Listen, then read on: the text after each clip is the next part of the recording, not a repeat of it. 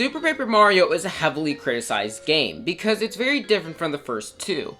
But I will say that every single game that I've ever played has good things about it and bad things. So that's what we're going to be talking about in this list. I'm going to be ranking the top 3 best things and the top 3 worst things about Super Paper Mario. And for these segments, I tried to stay very generalized because if I'm talking about a little thing, then I probably should just cover that in a different video. This video is very generalized things like music, graphics, stuff like that. And also, I'm going to be starting with the worst things, and I'm going to alternate to the best things. Just go back and forth from each one. And also, it's not in an order. This is just the 3 best and the 3 worst things. It's not like this thing is worse than the other worst thing. That's what I'm talking about. But other than that, let's get started.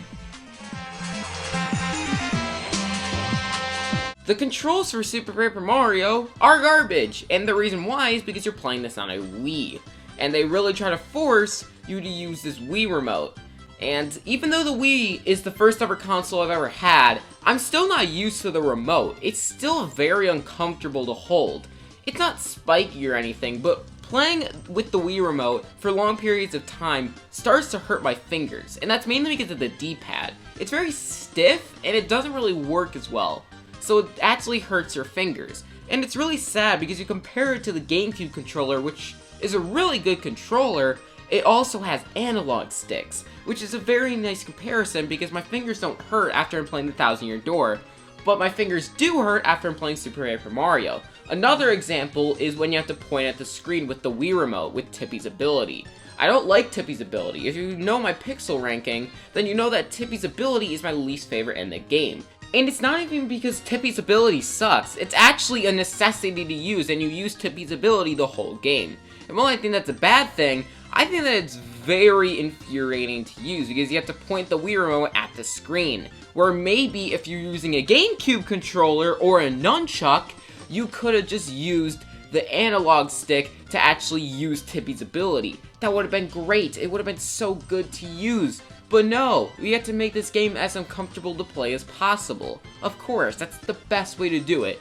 And my last example that I have is with Peach's floating ability. And it's not bad, technically. I mean, it's not really that useful to me, but the reason I don't use it is because the controls with it are basically awful. Sometimes when you do it, you have to hold down 2, but it's not immediately responsive. So because of this, you might not make the gap right away, which is very annoying because you didn't mess up because you messed up.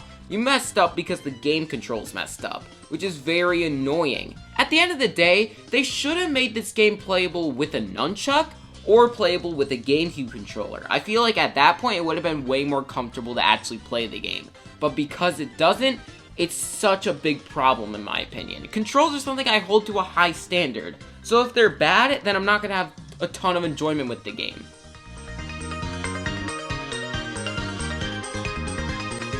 You guys get to listen to Ultimate Show again, how lucky. But in general, the story and the character development is so phenomenal in this game. Probably the best story in any Mario game that I've played, which is ridiculous to think about, because most of the time Mario games aren't really that in-depth. Most of the time it's just Bowser kidnaps the princess and you have to save her. But this game is way different. It's way more different than just that. And it's ridiculous to think about. Not only does this game have really different characters and really in-depth villains, the twist villain Dementio gets everything that he wants done, and he basically wins at the end of the day.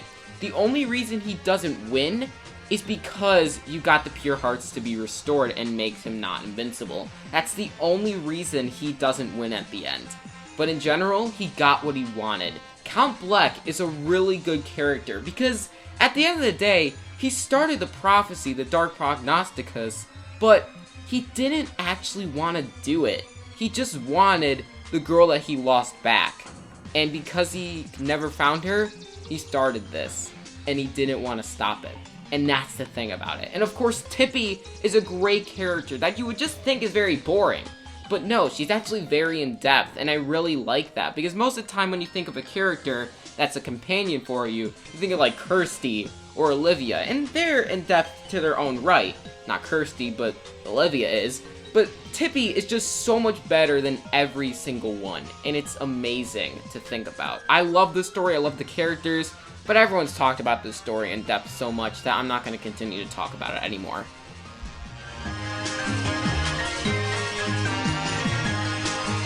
Oh boy, we have to talk about the bosses again. I already did a chapter boss ranking, so after this video, you should probably check it out.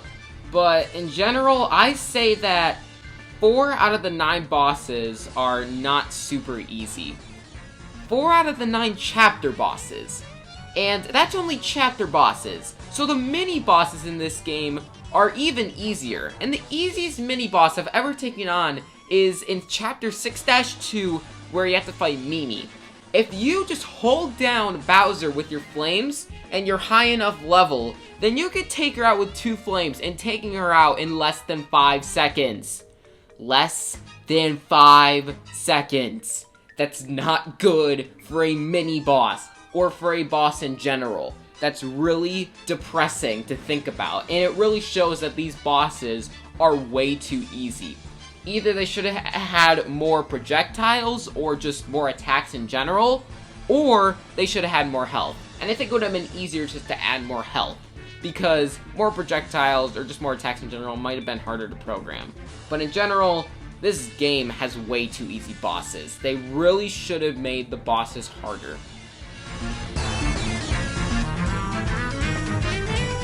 All the music in this game, while not all will sound good, all of it actually fits to every single thing that's going on the screen. Either if it's just the area theme, or if it's a boss theme. Every single music piece fits to where it should be. And a place that it probably shouldn't fit, but it still sounds good, is the music that you're actually listening to right now. I don't think it really fits a cave theme, maybe a mine, so I guess it kind of fits. But in general, I still like how it sounds a lot. And that's the thing about it, I really enjoy every single music piece for at least fitting. I may not like stuff like the Overwear theme, which I actually think is pretty atrocious, but I will admit that it fits perfectly to the place it actually goes to. And just the simple stuff like I like the Ultimate Show, I like Count Bleck Castle theme, I like the Underwear music, I like the Count Bleck Battle theme, I like the Chapter 5 boss theme, I like the space theme, stuff like that. It fits and it sounds really cool. I like the Brobot theme a lot. There's just a lot of music themes that I can actually remember sound really good, and if I don't remember them, I can at least say that every single one fits. And at the end of the day, this is my favorite OST from any Paper Mario game. I think Origami King is a close second, but this is probably the best in my opinion. The level design in this game just sucks, and I actually realized this when I ranked every single level in the game, so check that video out if you haven't, but it is an hour long, so wait a bit, I'd say. But, I mean, in general, there's just so many examples of levels that just have little things that are really poor level design. And even levels that are really good in my opinion, like 8-4, have the Great Maze, which is just not fun, and it's not really that needed. It's just really annoying and tedious. And of course, we got the levels that are just filled with level design issues, like 2-3, 5-1, 7-3, 4-1, 4-3, just levels like that just have very infuriating stuff about them. And they're just not fun in the slightest. And that's just really infuriating me every single time I look at each level. And that's not a good feeling at all. At least there are a really good amount of decent levels in the game, but in general, if a third of the levels are pretty bad, that's really bad for your video game. The XP element in this game is very simple, and I get that. I know a lot of people missed the old battle system in this game, and I definitely agree. But how they integrated XP in this game, it works really well. And it's because since this is a platformer, there's only 2 stats that you actually have to worry about. That's your HP and your power, because the power is the amount of damage you actually do to an enemy, and if you get hit, you want as much HP as possible to actually be able to heal pretty easily. And that's what this game does. And I think it works really well. They integrated the score system in a Mario game, which in Mario platformers, they have the score there, and it just doesn't make sense why it's there. But here, that's actually your XP bar in a way, and I really like that. It makes sense. So because of that, it's a really good way to actually integrate RPG elements into this game. And that's why it's actually my favorite Mario platformer of all time. Even though obviously it has these huge problems, I still really like it because of the story and the RPG elements. Also, the music is there to actually complement it pretty well. Thank you guys for watching this video. My next video will actually be on the 1,000-year door, so look out for that. And I'll see you guys in that video. Make sure to subscribe if you actually lasted this long, because, I mean, you lasted this long. Come on, you might as well do it at that point. Thank you guys for watching, though, and I'll see you guys in the next video.